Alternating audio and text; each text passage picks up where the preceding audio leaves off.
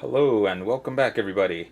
So a couple videos back I did a teardown on 3 very cheap LED bulbs that were very basic in their design and how they worked. Well, today we're going to have a teardown of a much more expensive LED, and you know this is expensive because look at the holographic artwork on the cardboard backing here. The colors, man. So this one's a soft white, a 2700K, and it's a hex series, whatever that means. This one lets you know right away that it's dimmable, and it's a 22 watt lamp that's supposed to be equivalent to a 100 watt. What other stuff we have here? Oh, it's mini technology, so this is supposed to be about the size of a regular bulb. Let's see how that compares. Okay, so here is a regular bulb. So the bulbous part itself is about the same, but then we've got this thing that's kind of wide. That might interfere with some lamp fixtures and holders and stuff if the base is kind of, you know, slightly skinnier or whatever. But anyways, let's see what else. It's supposed to be 1600 lumens. It's supposed to cost about $265 per year. Yada yada yada, all kinds of other stuff. Starts instantly. In the back, let's see what do we have. Ooh, this is interesting. For one, it says not for use in enclosed fixtures, and also it says it's air cooled. It's got a micro fan inside that's supposed to cool this whole LED.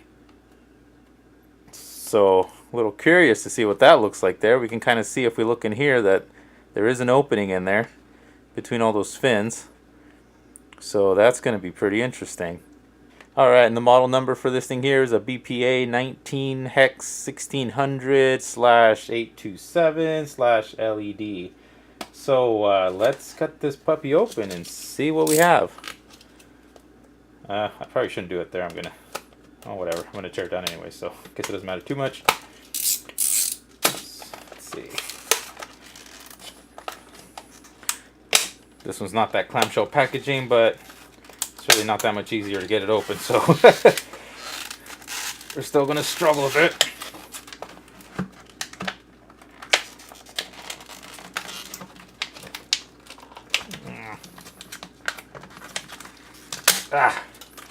Okay, well, got a chunk of this stuff off. Oh my, jeez.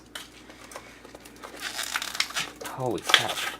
Okay, there we go. You're going to break the bulb before you even get to use the thing, and this sucker's heavy. The whole base right here is like some sort of metal, like aluminum or something. And but other than that, I mean, it just looks like a regular bulb. Oh, nice, fancy. I don't know what that's in there, but there's something in there. Probably not going to be able to see it in there, but let me see. Actually, that looks like it might be the fan. So it looks like there's a tiny fan inside of there, but we're going to see it once we take this whole thing apart. So, but before we break it up, let's hook it up to our little lamp fixture there and see what the light output from this looks like. Alright, there's the lamp in the fixture. Let's turn it on. I'm not going to have fixed exposure on here, so it's going to dim out a bit, but I'll let you know. And whoo! Yeah, this one's certainly a lot brighter than the other ones. I saw that kind of looks like the surface of the sun right there. But I could tell you right now that I noticed absolutely no flickering whatsoever, and already the fan's running.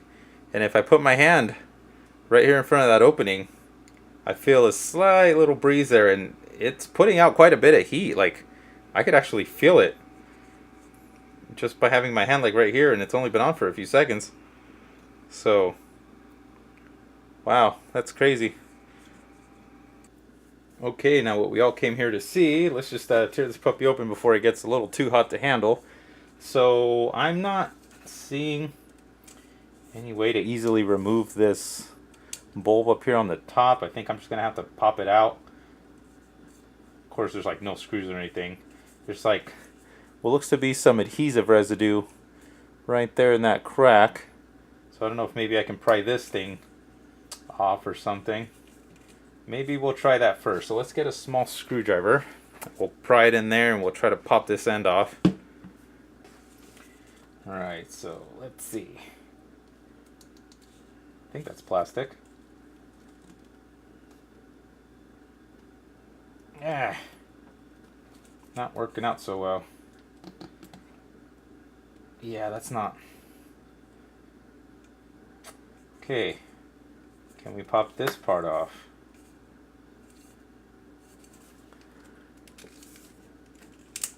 Oh, I hear cracking. I hear cracking right here.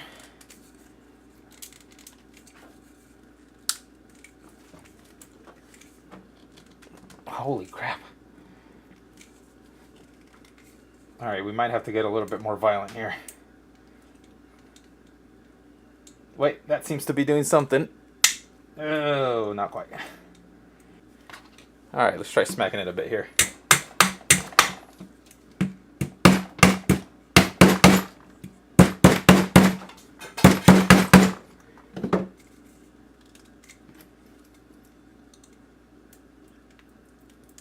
This is not going so well. Let's get a bigger screwdriver now that I've made a bit of a opening right there. Would have been nice if this thing would have just been like screwed on in there, but it doesn't seem to be the case. And I am getting a little bit more separation by doing it with this screwdriver here. Also trying to keep from jamming this into myself.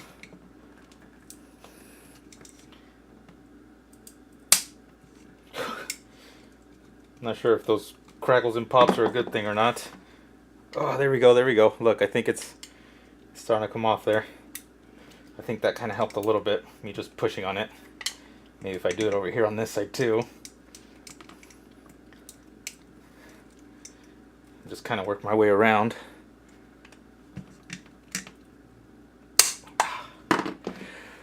Oh, I think finally, there we go. Oh, wow. I already see quite a bit of stuff in there. There we go. Okay. Holy crap, that was work.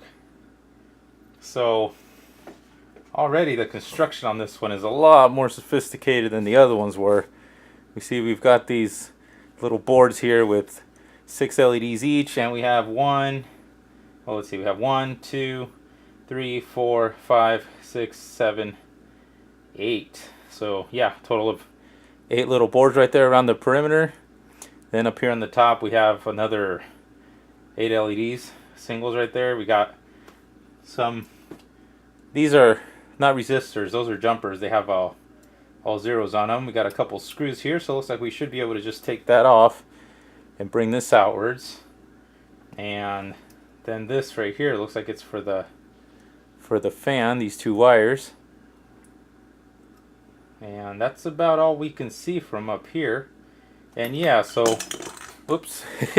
So this the bulb part up on the top was just sort of popped into place around the perimeter there, and it also had a little bit of adhesive to hold it in place. And then this here right here is like a slippery little thing. It's just like the little guide for the air to kind of go into the center there, so that would have been in there, something like that. And then it just kind of fits over the inside of that hole right there to vent the air outwards, because the air was going out this way. So fans pulling in air this way and blowing it out that way. Okay, so let's get a little farther in here, shall we? Let's remove this.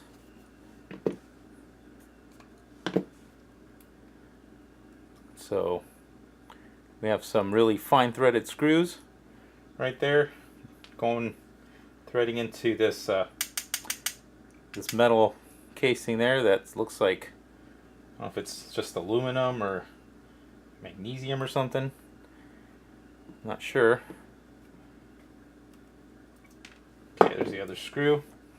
Let's see if this will pop out. Not quite. Wondering if I have to pry these upwards here. Yeah, there we go. That seems to be doing it there. So just the friction from these and those slots is enough to hold this in pretty securely. Okay, there it goes, there it goes. Alright, now these wires here look like they're going to stop me from pulling it all the way out. So I'm just going to solder those for now because I might want to put this back together and do some testing afterwards. Okay, so I've got these free now. Now I can slide the rest of this here. And part of the reason why it was so hard to start bringing it up is because they actually have thermal compound making contact between the back of these, each one of these boards, and the rest of this metal assembly there. And also on the inside here we have a capacitor, and we can see that the thermal compound isn't quite spread very evenly down here. There's some of it up here, and this whole, basically, if I could get that to focus there, on the back of each one of these boards it's all just copper, and we can see that it was copper there as well, but there's only really compound like right here. This right here is not making very good contact to the rest of the metal with that compound there. So yeah, but so it looks like they've got these two wires coming up from the base there, so our power supply is going to be down here, which means I'm going to have to try to pop this off too if we want to see what's in there. And then those two wires feed all the LEDs up in the top here, this whole assembly. I guess we can check to see what kind of voltages this is driving the LEDs with. This bottom part looks like it may be popped in as well, because we can see that when I do this, it tends to separate a little bit. But I just have not been able to get it to pop out as of yet. A chunk of the base here where the fins are did break off, but I'm trying to get this to pop out. Alright, I even made a hole in here and I cannot get this thing to pop out. So we are busting out the Dremel and a workbench first here. So let's cut this away here.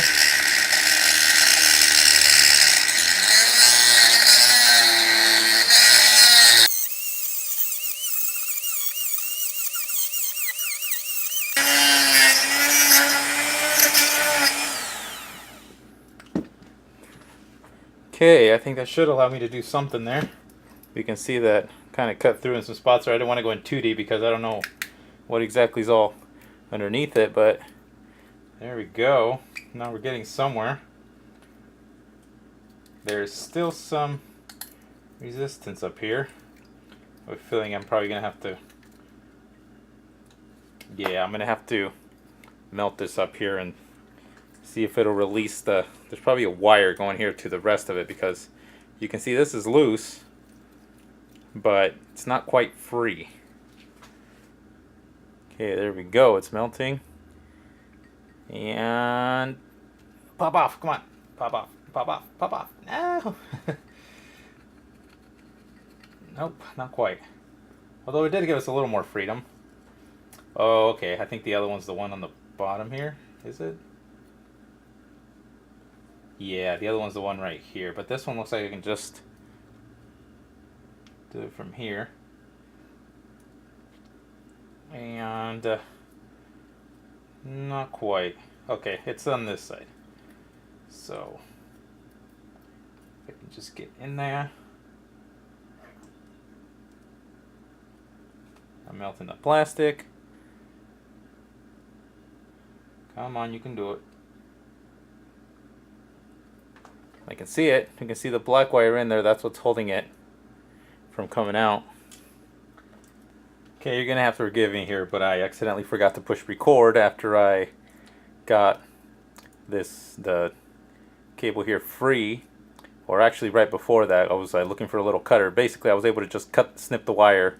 Actually, it was on this. I just snipped the wire there, and that freed this, and then I was able to just wiggle this out there was two wires that went along with it, and these are the two wires that go up to the LEDs.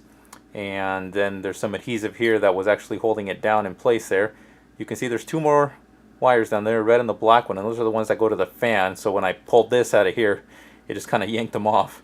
So right there where those two wires are, there's a little channel.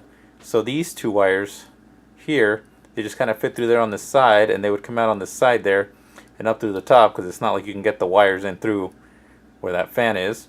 And that little fan down there, that is a 5-volt fan. It's a Sunon fan. We can see inside of there that we've got sort of what look like fins, so the air would just kind of blow over those and, you know, help cool down this whole assembly. I have not been able to remove this part yet because, as we can see, that the plastic goes all the way down, and I think I'm gonna have to just like go all the way around there with a screwdriver or something and just kind of loosen it up from the outside, because I think there is some adhesive. Well, there is some adhesive in there. It doesn't look like they put it all the way around though, so it looks like it might only be like on one side or something. So we'll see how that goes. But for now, let's take a look at this here. So we can see that there's quite a bit of stuff on this one. There's quite a few inductors here, a little transformer. We've got quite a few like metal film caps here, right there. It looks like a little input protection cap. A fuse right here. This is a 1 amp, 250 volt fuse. And this is where our line comes in. So this right here, that's our neutral. That's our hot side. The hot side goes directly through that fuse. There is a big power resistor right here. That's a 10 amp, a 10 ohm resistor. And it looks like it goes down in here into what looks like it might be like a full bridge rectifier. A few other stuff here. This right here, it's a 1N60L, or the UTC 1N60L. I'm not sure exactly what that one is. I don't know if it's a transistor or like an SCR or something. I'd have to look it up. Little power DPAC device right here. Looks like that might be like a MOSFET or something. And this little transformer. So this one's probably maybe doing some switching for this transformer here to regulate like the current or the voltage going up to the LEDs there. And there's also this other little subboard here. This one looks like it's wired directly to the mains. So the fan, I can tell that I yanked one of the wires out from here. So this basically, this little subboard has nothing to do with the LEDs. This one is just for the fan. And here is an inductor right there. So you can see a couple capacitors, and then underneath it's got a little bit more stuff down here on the bottom. It's hard to tell right there, but there is an IC. So I should be able to remove this board just by desoldering these two terminals here. This will allow this to come up because the rest is just adhesive that's holding it down. And we should be able to power the LEDs with just this board here, and the fan with just this board here. So prying all around the inside of this here, looks like it is going to do the trick to free that fan there. You can see right here there is some adhesive, so they kind of just like put like a little drop in there or something, and then they just slit this whole assembly down, and that's basically what's holding it all in place. Alright, I've gone all the way around this thing, and this is finally coming out. There we go. Okay, so there was a bit more glue on that than I thought there was. It's pretty much all the way around. You can see right here that there's some cutouts and openings to allow the openings down there on the bottom, allowing them to pull in the air through. And then inside there, our fan has been freed. Hey, look at that little cute fan. It's all round. So there we go, 5 volt, 0.40 watts. To compare the size of this fan to something, here's a quarter. So as you can see, it's just slightly bigger than the diameter of a quarter there. Alright, let's remove this board from here. It should be just a matter of heating up these two terminals, and this should just pop out.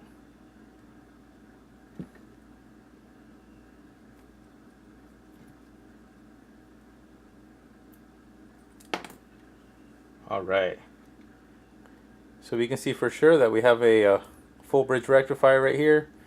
That goes off to powering everything else. Got some more diodes, A few more capacitors right here, another big diode right there. This one actually looks like it's the rectifier from the output from this transformer. It almost looks like this almost looks like a boost converter. Because we've got the what would either be the collector or the drain right here going to one side of this transformer, and then that goes off to the diode right here and gets rectified, and it goes off to the positive. And then this other stuff here, like on the other side of this coil, maybe looks like it might be feedback. So I'm not sure, but this circuit really does not look that complicated. I didn't notice this earlier, but there's a really thin IC underneath that transformer right there. So that's pretty much going to be the regulator for this whole thing, but I can't really remove this easily because it's got some like elastic right there or something, or silicone to hold the transformer there down.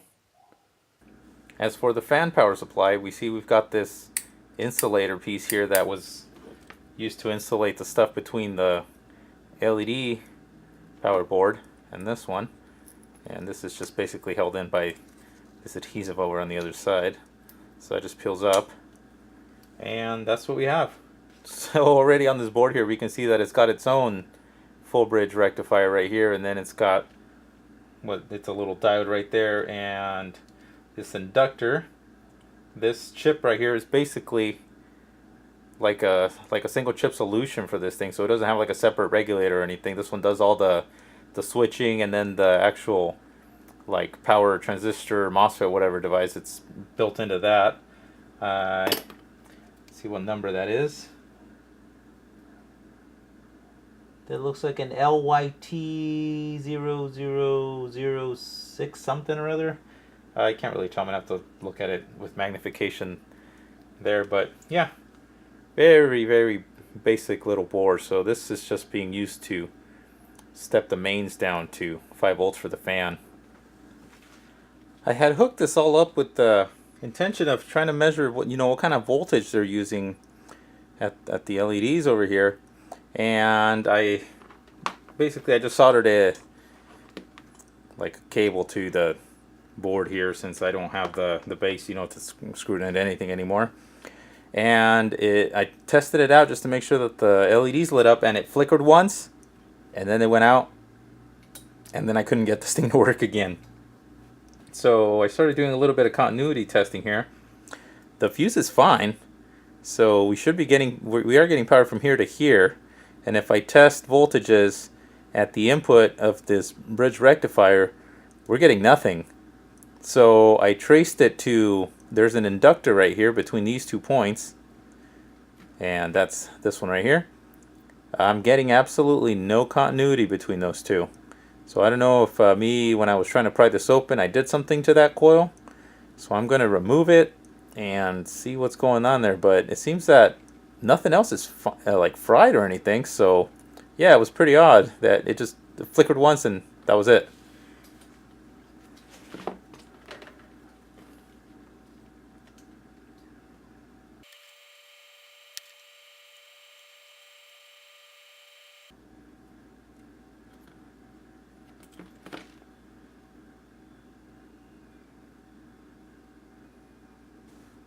Okay, so there's the inductor, and yeah, I tested it again, and I kind of pulled this out, but there's absolutely no continuity there.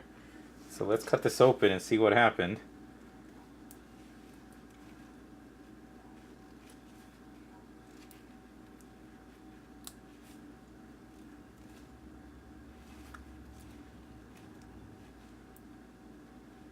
Oh, I see what happened, I think. Aw, man.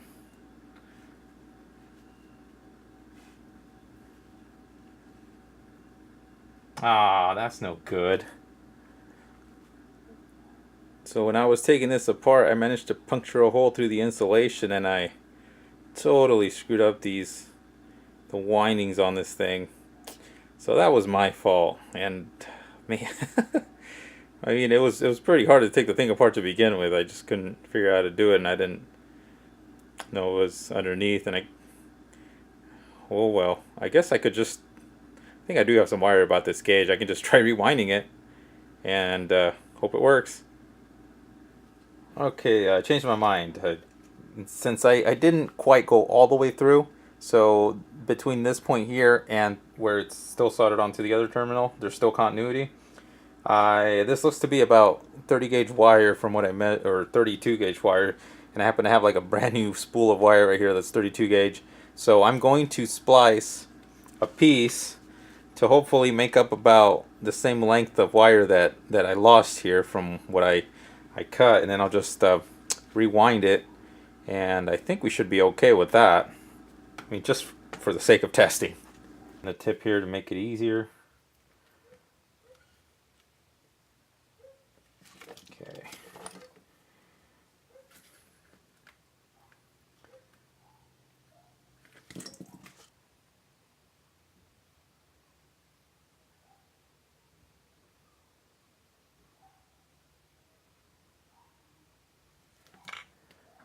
Alright, I think that should do it. Alright, there we go, a beautiful spliced inductor. Okay, there we go. So, got the inductor back in there. Let's plug it in and see if it still works. Hopefully nothing blows up. Ready? Here we go. 1, 2, 3.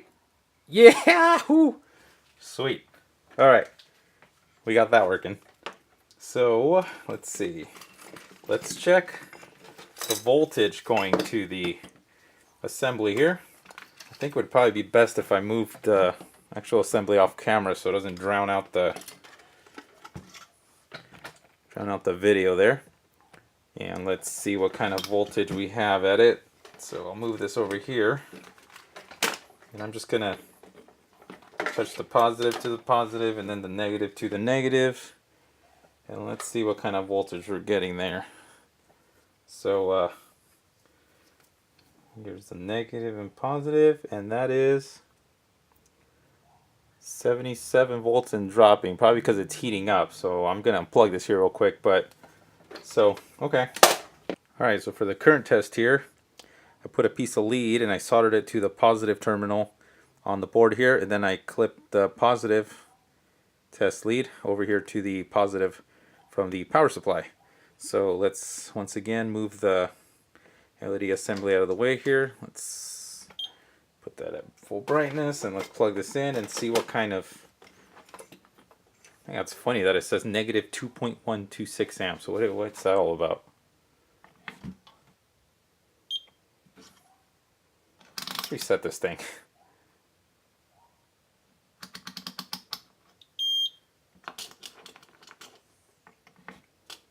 Well, that was weird. Okay, that's better. So, alright, let's plug it in and see what we get. About 110 milliamps. So, not a ton. If we do the math with those values, so basically it kind of amounts to this whole assembly just using about 8 watts, 8.5 watts. With the 77 volts and the 110 milliamps. So, but the package does say that it uses only 22 watts.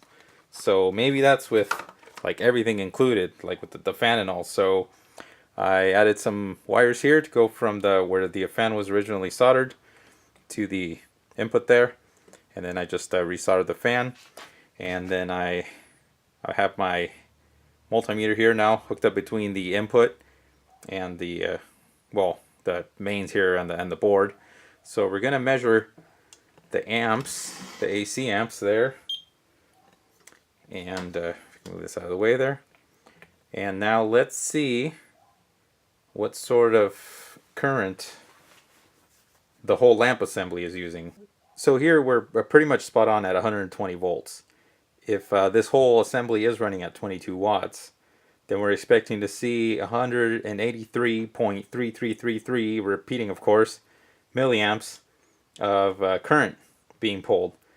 Okay, so let's plug it in now and let's see what we're actually getting here on the display. So remember, we're going to expect to see about 183 milliamps.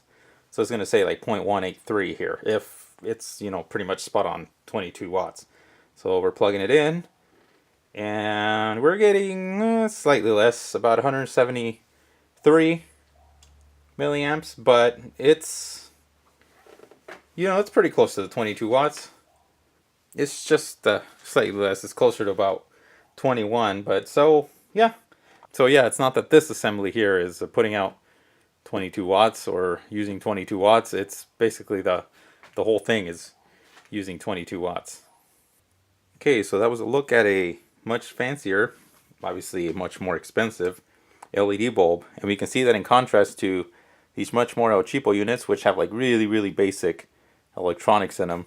This one actually has input filtering, and it actually has filtering right after the full bridge rectifier as well, and then obviously regulation for the LEDs themselves, and active cooling, which is something I don't think I've ever seen in any other LED bulb. I hope that was interesting.